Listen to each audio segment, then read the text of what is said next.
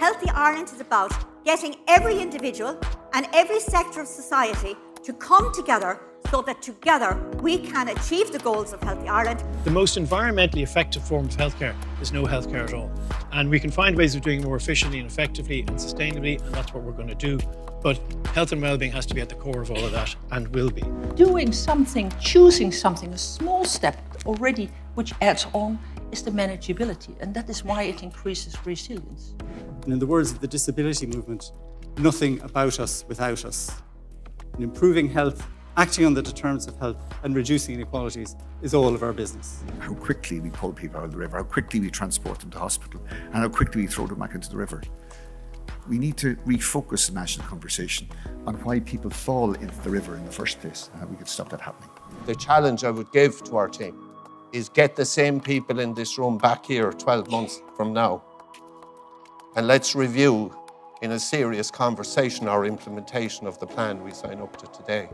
There's definitely an awful lot more that we can do across government, particularly from a legislative perspective. And when you look at, again, we know what needs to happen there, but that's actually very difficult to do in terms of a health in all policies, a wellbeing in all policies approach. It's well understood theoretically. In reality, it is more challenging. Climate change and generative AI are going to just change everything we're talking about, and really, really, really quickly. The only real voyage of discovery consists not in seeking new landscapes, but in having new eyes. We can intervene with every single patient about their preventative, their self-care and their health and well-being. I think we make a huge difference. We are doing it, and this plan will give us a platform to grow what's already there. We have a phrase that we use all the time in the council: in the community, with the community, for the community. Everything we do is for the community.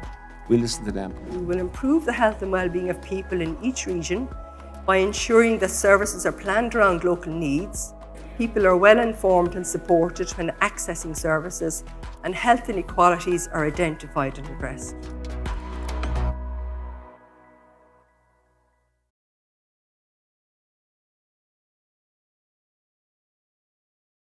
And so on. And, some of the really wise doctors that I refer to were really the old wisdom philosophers. If you think of Hippocrates, he said, if you're in a bad mood, go for a walk. And if you're still in a bad mood, go for another walk. That it really can be the small little habits that can make a big difference. And of course, it's good to talk. And I think on the one hand, guys are getting better at talking. And on the other hand, we've still a long way to go. I mean, only last week I had a distressed call from a patient, and her husband had nearly he was rescued. He was going to throw himself into the river. And this is somebody who was really struggling with their mental health, and they were getting help, but they just pushed the red button, and it's fortunately he was saved. But I mean, it's extraordinary how vulnerable and fragile men can be behind that external veneer of, I suppose, invincibility.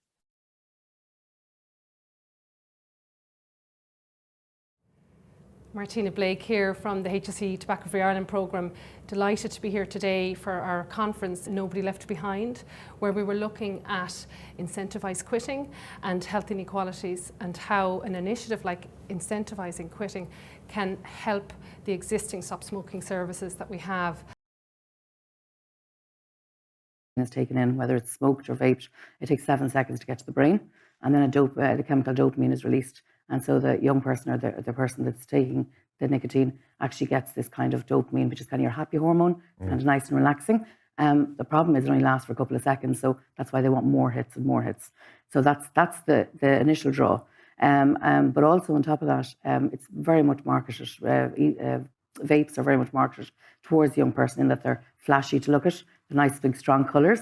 A lot of the girls tell me they get certain ones to match their outfits on the night. Okay. They're also very strongly flavoured, and unfortunately a lot of young people are actually, not only do they like the strong flavours as opposed to cigarettes, they're actually substituting the vape for food because they want to be in a calorie deficit for weight loss, which is really, really scary.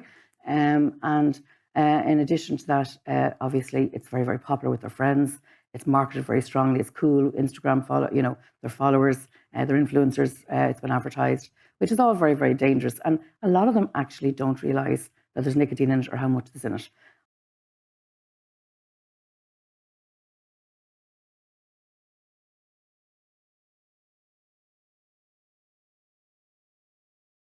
It's a very important day on the 1st of December, to reflect, to pause and reflect on the progress we've made, the lives we've lost, and to be grateful for where we can be, and to regroup and say, okay, look at our figures. Our epidemiological data is so important. The surveillance data is so important to say, and that's when the figures are prepared in preparation for World AIDS Day every year, to say, okay, how are we doing?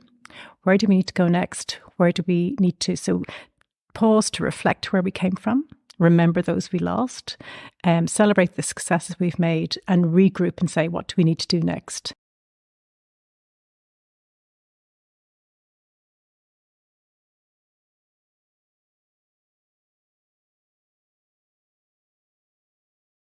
Never been this close.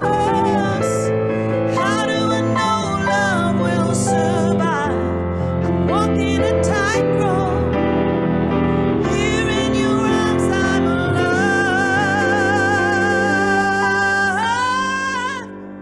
And in your eyes I see the light leading me home again. It's heaven in your arms, my love.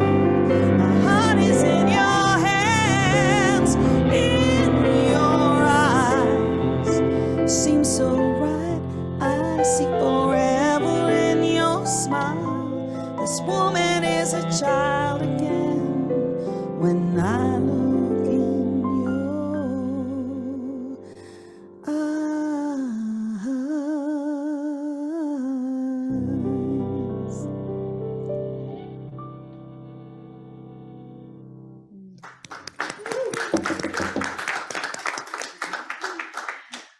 Oh, thank you, Niamh.